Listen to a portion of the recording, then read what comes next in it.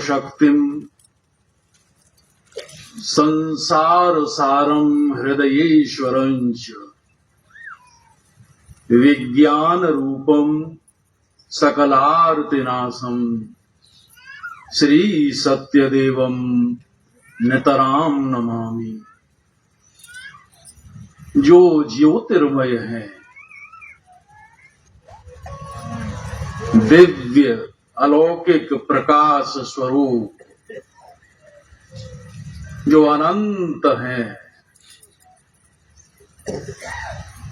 जो शक्ति ही है,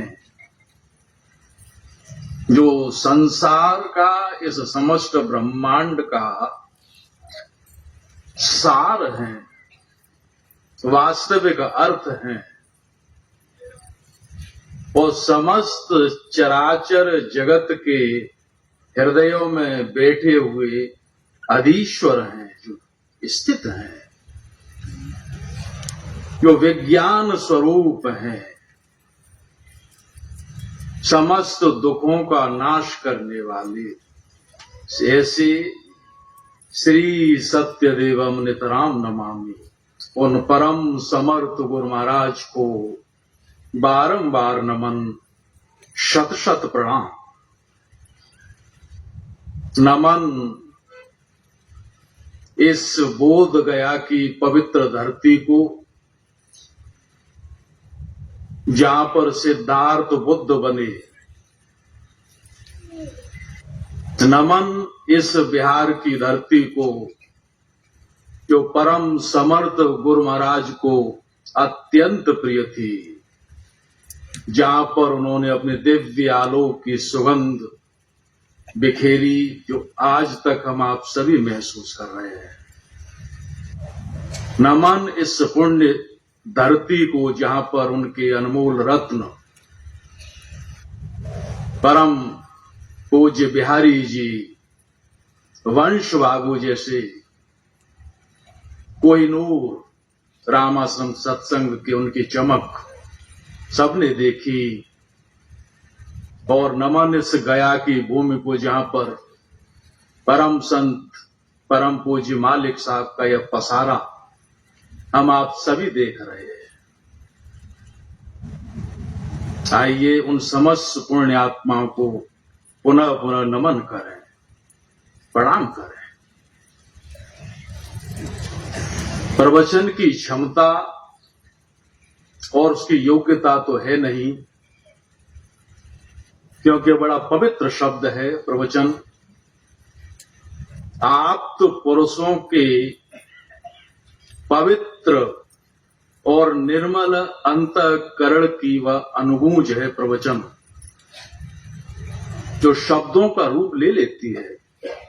आप्त पुरुष अर्थात जिन्होंने उस अवस्था का अनुभव कर रखा हो, जिनके शब्द प्रमाण हो,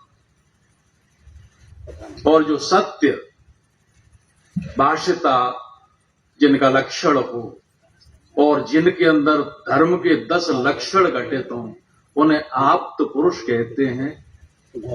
उनके पवित्र अंतःकरण की जो अनुभूज होती है, जो शब्दों का स्वरूप ले लेती है, प्रवचन वो है।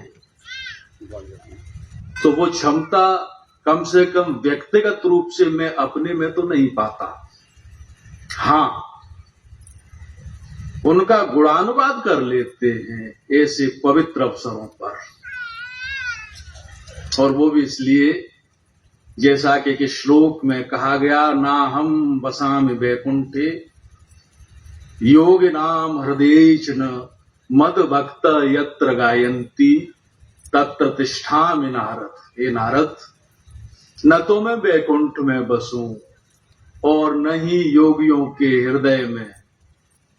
मेरा निवास तो वहां पर है जहां पर मेरे प्रेमी मुझे परम निर्मल प्रेम के साथ भजते हैं, मेरा गुणानुवाद करते हैं।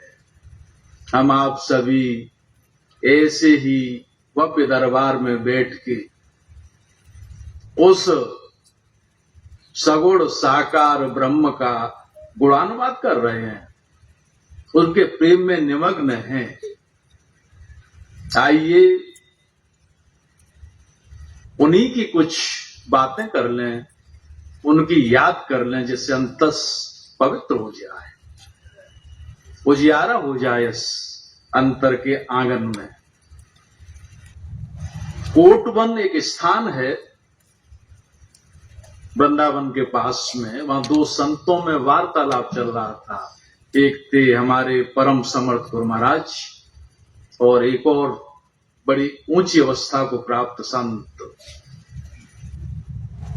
उन संत ने कहा कि हमारा ऐसा अनुभव तो है कि जो गुरु हैं वह वास्तव में ईश्वर के समान ही होते हैं।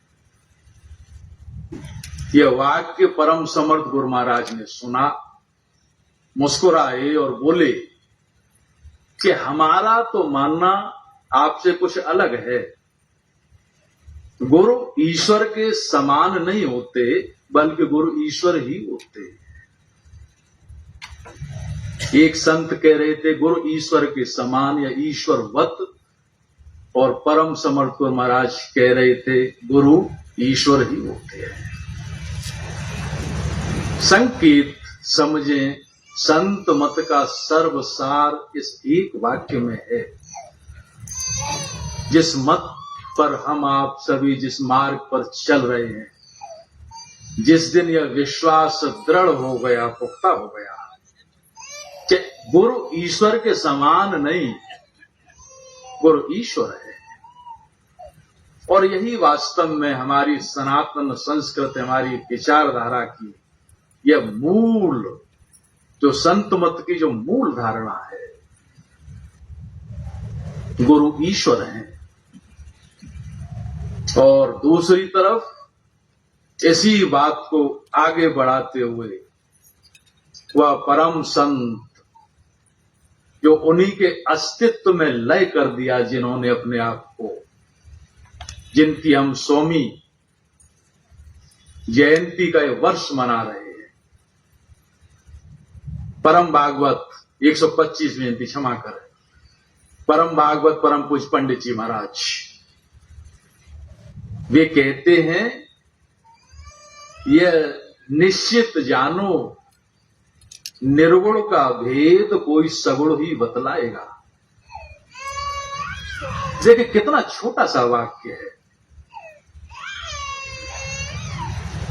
मनन करें, सुने। एक शब्द हम खूब सत्संग में सुनते हैं, हम आप सभी, सेवा, लेकिन इसके साथ में एक शब्द और लगाया जाता है, शब्द युग में है, जोड़ा है, सेवा शुश्रूषा। हम कहते हैं कि सेवा शुश्रूषा कैसी चल रही है। शुश्रूषा का अर्थ क्या है? इसका अर्थ सुनना। बड़े बुजुर्ग अक्सर कर कहते हैं लोग, ये बच्चे सुनते ही नहीं है हमारी, हम कुछ भी क्या सुनते ही नहीं है। जब हम सुनेंगे सेवा के क्षेत्र में तब प्रवेश करेंगे। और सूक्ष्म में अगर हम और गहरे उतरें, महापुरुषों की सबसे बड़ी सेवा तभी होगी उनके हर शब्द को हम ध्यान से सुने, पान करें, गंगा जल की भांति आचमन करें, यही सबसे बड़ी सेवा होगी। तो परम भागवत का वह वाक्य, निर्गुण का भेद कोई सगुण ही बतलाएगा। वह ईश्वर जिसके लिए परम समर्थ गुरु महाराज कहते हैं, जिसका न कोई नाम, न रूप, न रंग, वह एक शक्ति है। ईश्वर तो एक शक्ति है जिसका न नाम है, न रूप है, न रंग है। जिसने जो रख लिया ठीक है, लेकिन उसके भेद को बतलाए कौन? वो कहते हैं निश्चित जानो उस निर्गुण का भेद कोई सगुण ही बतलाएगा। संकेत हैं गुरु की तरफ। महात्मा सूर का पद है, अचरज एक सुनहो रे भाई, निर्गुण ब्रह्म सगुण होई आई। जो रस सनकादिक नहीं पायो, सो रस गोकुल गलिन बहायो। अचरज एक सुनौ रे भाई, निर्गुण ब्रह्म सगुण होई आई। एक सनातन आदि सनातन हर अविनाशी, अलख निरंजन घट घट वासी। पूर्ण ब्रह्म पुराण बखाने, शिव चतुरानन अंत न जाने। महिमा आगम निगम बखान इत्यादि, सोई नंद के आंगन धावे। वह अनंत ब्रह्म, वह निर्गुण ब्रह्म, जिसका ब्रह्मा विष्णु महेश इसकी महिमा गाया करते हैं।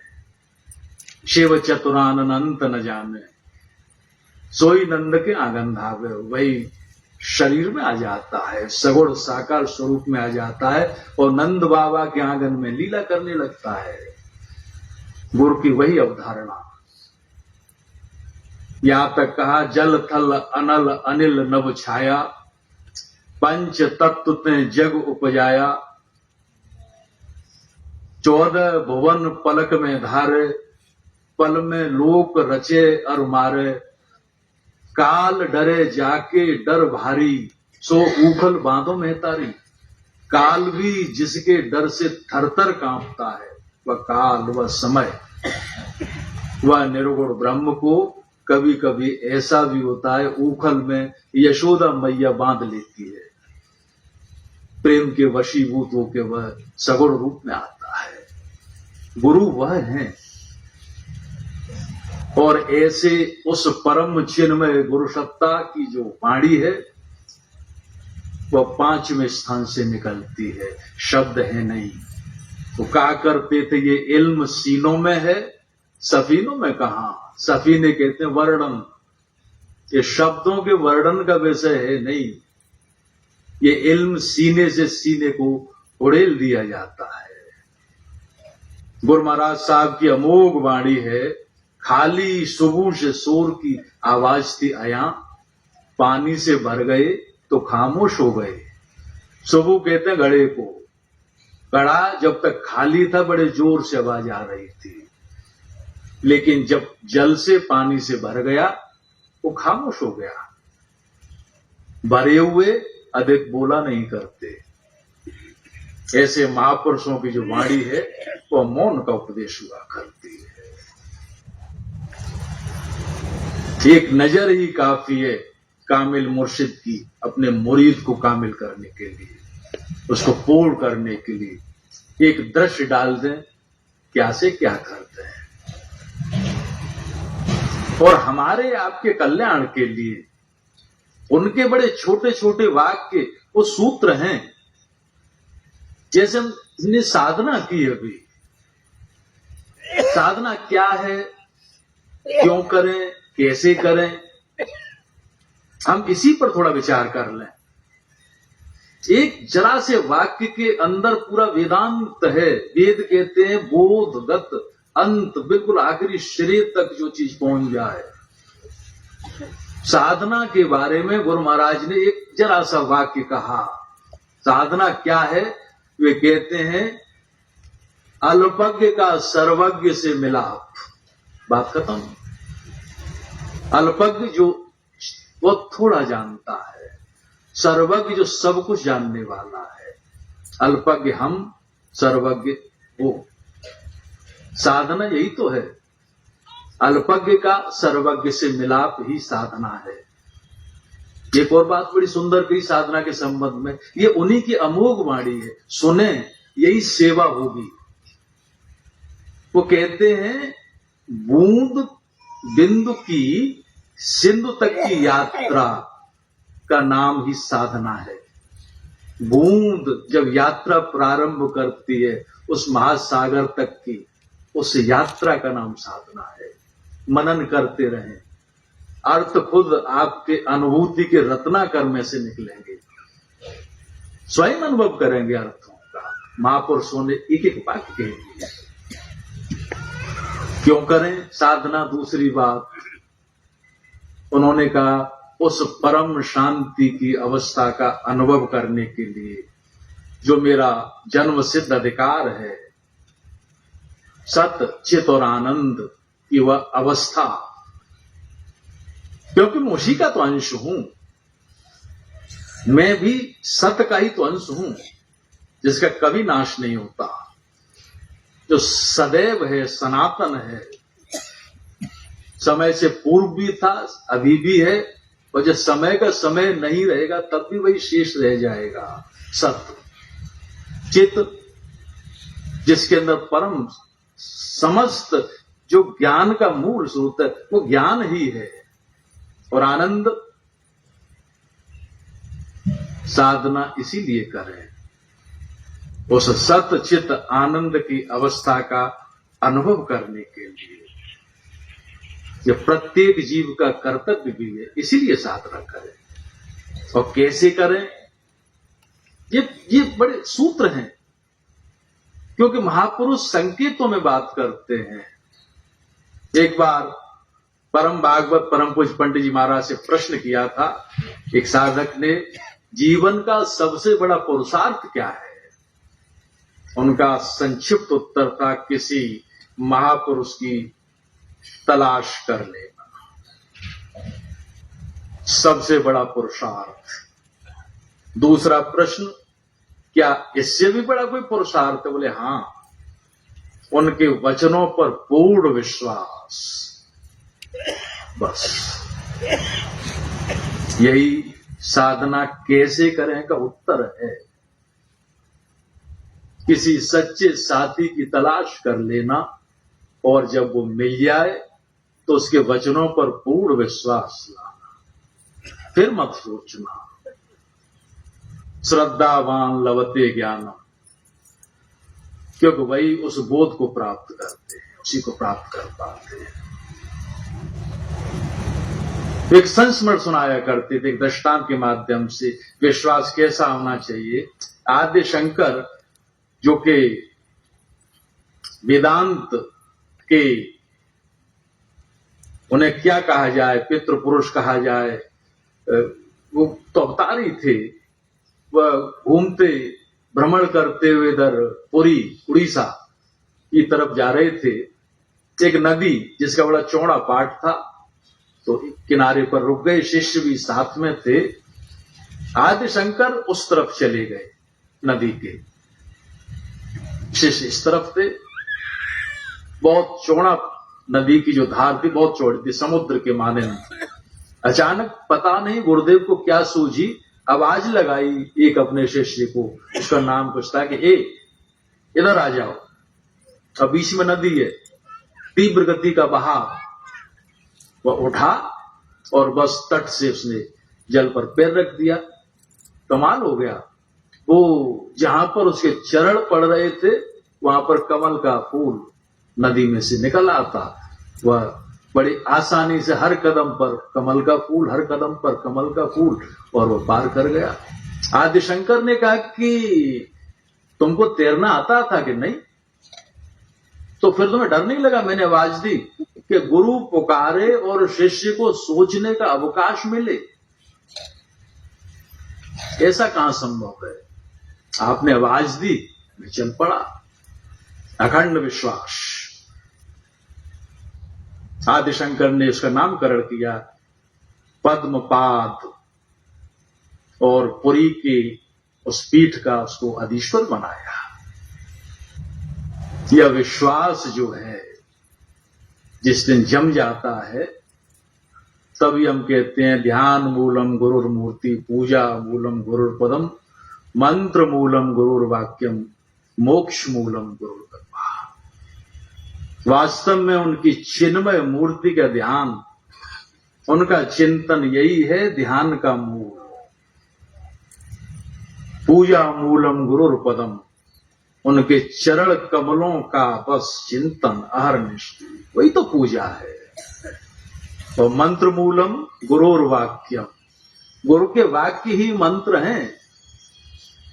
गुरु ने जो कह दिया, यदि हमने उनको सुन ली, हुई शुश्रूषा और उनका अवगाहन कर लिया, वो मंत्र बन जाया करते हैं, जीवन के श्रेयस को प्राप्त हो जाया करते हैं। और श्रेयस जो है वो यही तो है। फिर तो राम तीर्थ की भांति हृदय में से गीत निकलते हैं, जिधर देखता हूं उधर तू ही तो है। तब वह अनुभव होता है। उपदेष्टा और प्रवचनकार, एक अभी लेख निकला था साधन में, संभवतः जुलाई के अंक में, आप देखें, परम पूज्य विरल ताऊ जी ने उसमें एक बड़ी अच्छी बात, एक बड़ा अच्छा एक शेर लिखा है कि अक्सर कर हम तत्व ज्ञान और ब्रह्म तत्व निरूपण की तमाम बातें कर लेते हैं, बड़ी बड़ी बातें करते हैं और लगता है कि हमने आज बहुत अच्छा बोला, बिल्कुल अब तो ब्रह्म व गुरु पकड़ में आ ही गया। वो लिखते हैं कि 100 बार तेरा दामन हाथों में मेरे आया, जब आंख खुली देखा अपना ही गिरेबां था। गूढ़ बात है। 100 बार तेरा दामन, मुझे लगा कि मैं जो कुछ कह रहा था तेरी शान में, जो कुछ बातें कही कि बस अब पकड़ में आया, अब समझ में आ गया। 100 बार तेरा दामन हाथों में मेरे आया, लेकिन जब आंख खुली देखा अपना ही गिरेबां था। मैं तो अपने अहम को तुष्ट करने के लिए सब कर रहा था कि मेरे प्रवचन से लोग खुश हो जाएं, प्रसन्न हो जाएं, प्रशंसा सब मिल जाए। ये सारी बातें वो खुद का ही था, खुद की संतुष्टि के लिए। ये आत्मनिरीक्षण, नजर बरकदम की बात उन्होंने कही। महापुरुष कहते हैं, सुने उनके अंतस की, उन पवित्र अंतःकरण की निर्मल भावनाएं जो होती है वह महसूस करें। एक और वाक्य याद आता है, परम भागवत पूज्य पंडित जी महाराज कहते थे, ओ दर्शन के अभिलाषी, तू दर्शन मात्र से संतुष्ट होकर मत बैठ जाना। यदि तुझे गुरु दर्शन हो गया, तुझे परमात्मा का दर्शन हो गया, तो संतुष्ट मत हो जाना कि मुझे दर्शन हो गया, अब तो बस हो गया काम। वो दर्शन के अभिलाषी, तो दर्शन मात्र से संतुष्ट मत हो जाना। दर्शन की पूर्णता तो उस दिन समझना जब दर्शन करने वाला स्वयं दर्शनी बन जाए। कितनी ऊंची अवस्था की बात है। जब दर्शन करने वाला दर्शनी बन जाता है, दर्शन की पूर्णता तब है, और वो उन्होंने करके दिखाया। तब वह तत्व ज्ञान, वह दृष्टि प्राप्त होती है। उस दृष्टि के पर्दे हटाते हैं। एक दक्षिण भारत की यात्रा के दौरान एक और संस्मरण याद आता है। मद्रासी बाबा थे, आप सभी जानते होंगे, रामाश्रम सत्संग के साहित्य में उनका खूब जिक्र आता है। हैदराबाद में बड़े उच्च कोटि के संत थे, परम भागवत के साथ में ही रहा करते थे। बहुत ऊंची अवस्था थी, बात चलने लगी, सत्संगी बैठे हुए थे, सत्संग हुआ। उस दिन महात्मा भरत और मर्यादा पुरुषोत्तम का प्रसंग चल पड़ा। बादल घेराए, घटाएं घेराई, बारिश होने लगी, पूजा हुई। मद्रासी बाबा बोले परम पूज्य पंडित जी महाराज से, आज तो आपने अंतर में हो दिया। देखिए बाहर भी भींग रहा है और अंतर भी भींग रहा है, परमात्मा का अनुभव हो रहा है। परम भागवत बोले कि क्या आपने इसके अलावा भी कहीं कुछ ऐसा अनुभव किया? कि हाँ, एक बार किया। हैदराबाद स्टेशन से दूर एक छोटा स्टेशन है, एक माँ जिसे सब पागल समझते हैं, फटे चिथड़ों में बस वहां बैठी रहती है प्लेटफॉर्म पर। मैं एक बार उधर से गुजरा था, बच्चे उसको कंकड़ पत्थर मार रहे थे, बाल बिखरे हुए, सूनी आंखें, फटे चिथड़ों में उड़े हुए कपड़े। मैं उसके पास गया, उन बच्चों को वहां से हटाया, बोला माँ चाय पिएगी क्या? उसने सूनी नजरों से मेरी ओर निहारा, बोली हाँ। मैं गया, एक कुल्हड़ में चाय लेकर आया, उसके हाथ में दी। वो कुछ बड़बड़ाने लगी। मैं उसके शब्दों को ध्यान से सुनने लगा। वो कह रही थी, ख्याल तो पूरा रखता है, भूख लगे भोजन का प्रबंध कर दे, वस्त्रों की आवश्यकता हो साड़ी भिजवा दे, चूड़ियों की आवश्यकता हो वो भी भिजवा दे, पूरा ख्याल रखता है। लेकिन रहता पर्दे में है, कोई भी चीज भिजवानी हो अपने बच्चों के हाथ भिजवाता है। भला ये भी कोई प्रीति है प्रेम है? जा, मुझे नहीं पीनी तेरी चाय। और इतना कह के उसने वो कुल्हड़ फेंक दिया। मद्रासी बाबा बोले बस, मुझे रोमांच हो गया, ऐसा अनोखा वेदांत कहां सुनने को मिले। वह पागल बुढ़िया नहीं थी, उसे वही नजर आते थे। जरा सी आहट होती है तो दिल सोचता है कहीं ये वो तो नहीं।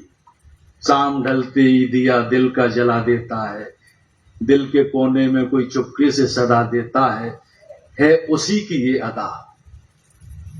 वो हर जगह है, वो दृष्टि के 7 पर्दे गुरु जब खोलते हैं वही नजर आता है। हम ऐसे भव्य दरबार में बैठे हैं, हरे अनंत हरे कथा अनंता। उनके समक्ष बैठकर यही मांगे, हे परमात्मन हमारी भी दृष्टि के इन 7 पर्दों को खोल दें, ताकि हम आपकी उपस्थिति का अनुभव कर सकें और जीवन के श्रेष्ठ को प्राप्त कर सकें। गुरु महाराज हम सब पर दया करें, कृपा करें।